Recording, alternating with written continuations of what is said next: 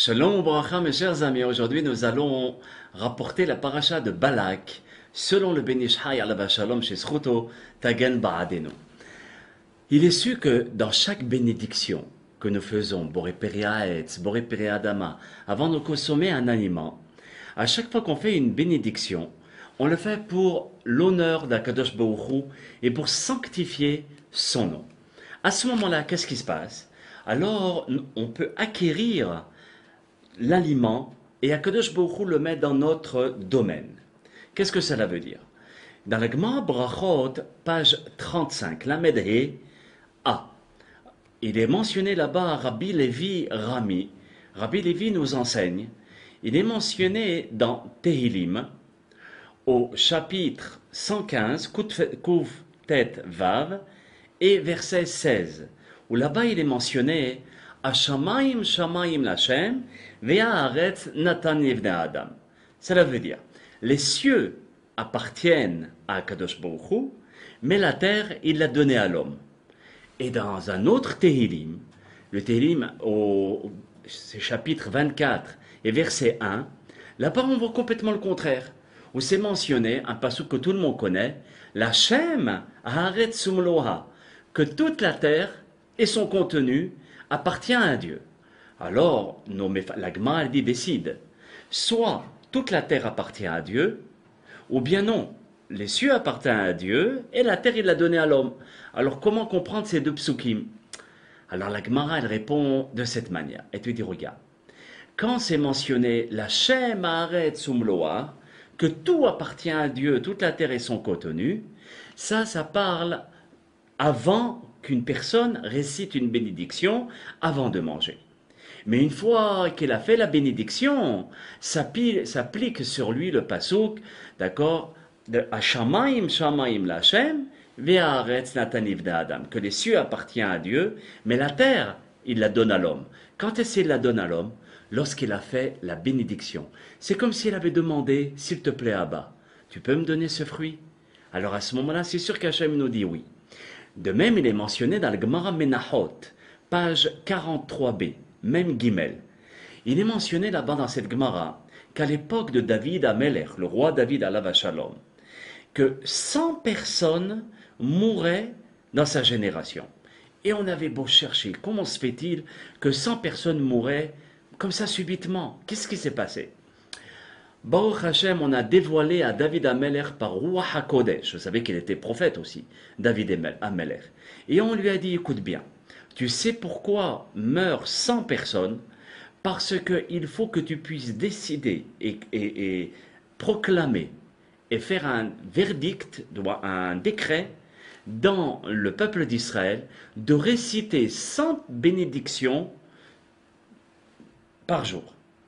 Lorsque David Amelech alav Shalom a décidé de réciter 100 bénédictions par jour, à ce moment-là, la Magefa, la plaie s'est arrêtée. Le Ben Ish Chai, il rapporte au nom du Rav Yedei Eliyahu Galefifa, Zechaot Tzadik Kadosh le Bracha, où il dit, écoute bien, il est évident que dans chaque bracha, ou bien par exemple la bénédiction de la Hamida, il est évident que c'est la Ezra Sofer avec la Knesset Agdola, la grande assemblée, constituée de 120 sages qui ont instauré et institué les prières. Mais ne pense pas que les prières, depuis Moshe Rabbeinu jusqu'à la Knesset Agdola, n'étaient pas instaurées. La différence, c'est qu'avant, chacun pouvait faire la prière de son cœur, avec les textes de son cœur et comme il avait envie de le faire. Il en est de même par rapport au brachot. Ne pense pas aussi, le Rav Galefifa il dit, ne pense pas que les gens ne faisaient pas des bénédictions. Haz v'shalom. Ils faisaient les bénédictions, mais parfois un faisait 20 bénédictions, l'autre 30 bénédictions, d'autres 40, parce qu'ils ne mangeaient pas beaucoup ou bien ils mangeaient peu. Alors à ce moment-là, quand David Amelech alav Shalom a commencé à dire, attention, soyez minutieux à faire et réciter 100 bénédictions par jour. Et quand vous faites le compte, Baruch Hashem, on y arrive. Pour Shabbat, il y a un petit problème, c'est qu'on arrive à 80. Mais en faisant la bénédiction sur les bessamim, sur les odeurs, sur les parfums et en faisant un peu plus de bénédictions sur les gâteaux, à ce moment-là, on arrive à 100 bénédictions par jour. Maintenant, mes chers amis, lorsqu'une personne va réciter 100 bénédictions par jour, il va être protégé. Donc, la Gemara Menachot, Daf Mem Gimel 43b, et nous dit comment on sait que David Ameler a instauré ces 100 bénédictions pour le peuple d'Israël. Alors, il est mentionné dans Shmuel Bet, au Perek, au chapitre 23. Ve'ele divre David Aharonim. Neum David ben Ishai, un Gever hukam al. Voici les dernières paroles de David Amelech. Paroles de David, fils de Ishai, c'était son père. Parole de l'homme haut placé, al. Alors pourquoi il est haut placé? La Gemara, elle te dit, tu sais pourquoi?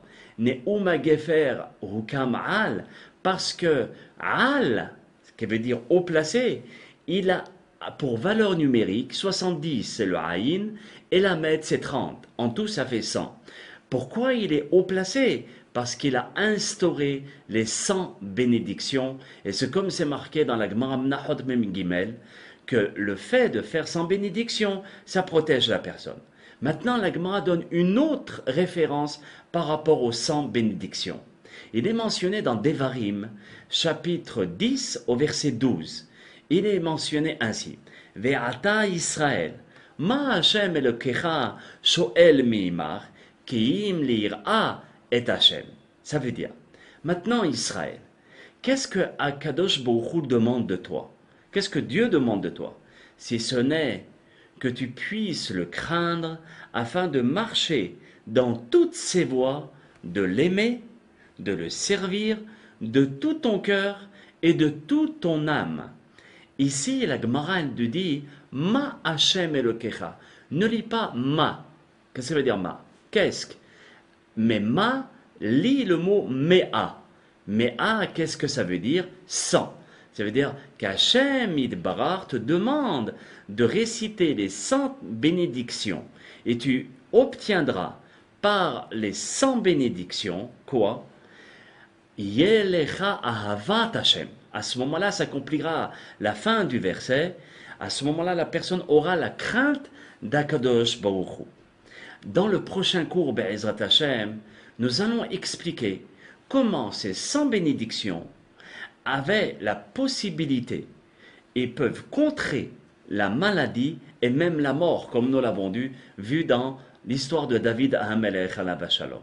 À très bientôt pour le deuxième cours. Shalom Ubracha, mes chers amis, nous avons rapporté dans le premier cours que David Amelech avait instauré 100 bénédictions par jour. Pourquoi?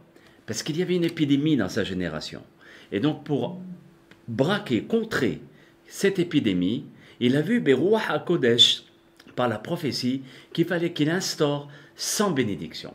Alors le Ben Ish Chai alav shalom, il dit le fait d'avoir instauré ces 100 bénédictions, écoutez bien, c'est afin d'assujettir la Sitra Ahra, ça veut dire l'impureté et les forces du mal, qui s'appelle Darga Demuta. Darga Demuta, on en avait parlé une fois, on avait dit que c'est une sorte de force qui est la force de la mort. Et donc, par le fait qu'une personne fait les 100 bénédictions, il repousse la force de la mort de sa personne. Et il est su que la Sitra Ahara, ça veut dire que l'impureté et les forces du mal, il y a 400 forces du mal. Comme nous le voyons dans Bereshit, Lamed Gimel, au chapitre 33 et verset 1, où là-bas c'est marqué, lorsque Esav devait rencontrer Yaakov, c'est marqué, V'ine Esav, ba, ve'arba me'ot ish imo. Et voici que Esav, il est venu voir son frère, et qu'est-ce que la Torah précise? Il avait 400 hommes avec lui. Qu'est-ce que nous révèle le Zohar HaKadosh? Ne pense pas que c'était 400 hommes physiques. C'était les 400 forces de l'impureté et les forces de la Toum'a.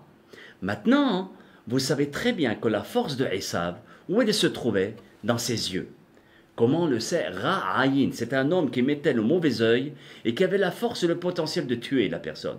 Et c'est ce qu'il voulait faire avec Yaakov Avinu alava shalom.